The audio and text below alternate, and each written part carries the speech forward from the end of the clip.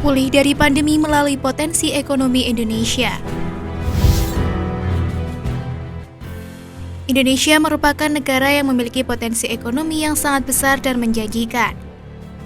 Makin tahun ekonomi Indonesia semakin berkembang pesat. Hal ini dikarenakan makin banyaknya sumber daya manusia yang memadai dan sumber daya melimpah. Contohnya seperti PT Freeport yang sudah tak asing didengar. Pada tahun 2018 yang mana 51% sahamnya berhasil diambil alih oleh pemerintah Indonesia. Kemudian contoh lainnya adalah Indonesia sangat unggul dalam bidang pariwisata karena banyak daerah-daerah memukau yang sering dikunjungi oleh banyak turis internasional. Setidaknya ada 4 sektor potensial yang akan menopang laju perekonomian Indonesia pada masa mendatang, yakni pelayanan konsumen atau jasa, pertanian dan perikanan, sumber daya alam, serta pendidikan.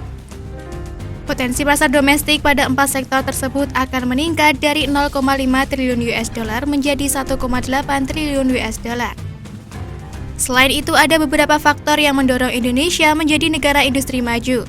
Di antaranya, yang pertama, tingkat pertumbuhan ekonomi Indonesia dinilai paling stabil di dunia.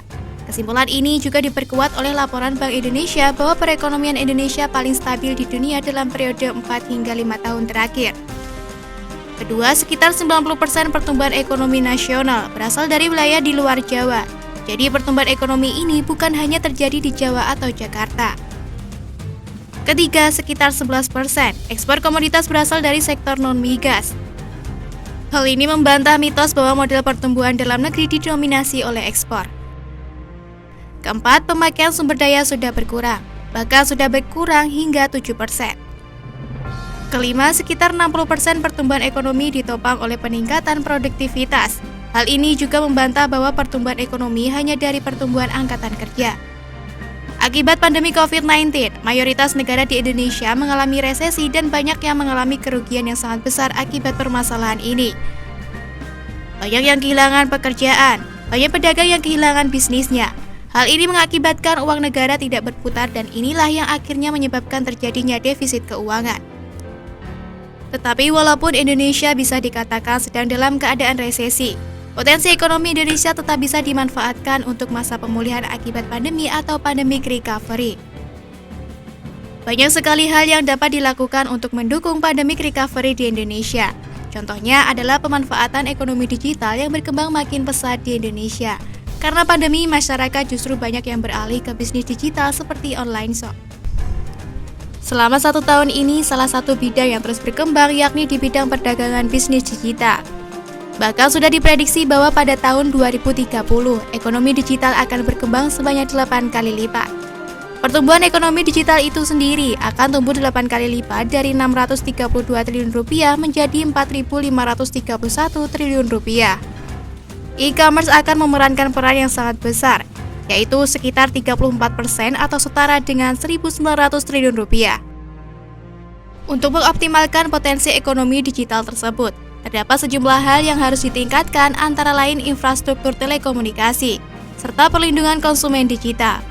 Tenaga kerja atau SDM kerja yang berketerampilan khusus di bidang teknologi menjadi salah satu pilar dasar yang penting. Ekosistem inovasi juga penting untuk menghidupkan digital ekonomi tersebut. Juga pelayanan publik, ekonomi digital, dan tata kelola dan strategi digital yang baik. Jika perekonomian digital ini bisa terus berkembang stabil dan pengalokasian dananya bisa dilakukan dengan efektif, maka Indonesia sendiri memiliki sesuatu yang dapat diandalkan untuk terus memutar roda keuangan negara. Jika ekonomi negara sendiri sudah stabil, maka kita bisa menggunakannya untuk pandemic recovery.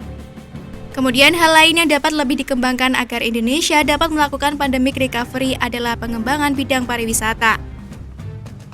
Memang bidang ini masih belum bisa efektif jika diandalkan sekarang, tetapi pada suatu ketika saat dunia sudah kembali normal, pariwisata Indonesia bisa beroperasi dengan maksimal, agar kita bisa mendapat keuntungan yang maksimal dengan meminimalisir eksploitasinya. Serta sumber daya manusia kompeten yang semakin banyak pun juga harus bisa dioptimalkan, agar pandemic recovery di Indonesia dapat berjalan dengan baik di kemudian hari.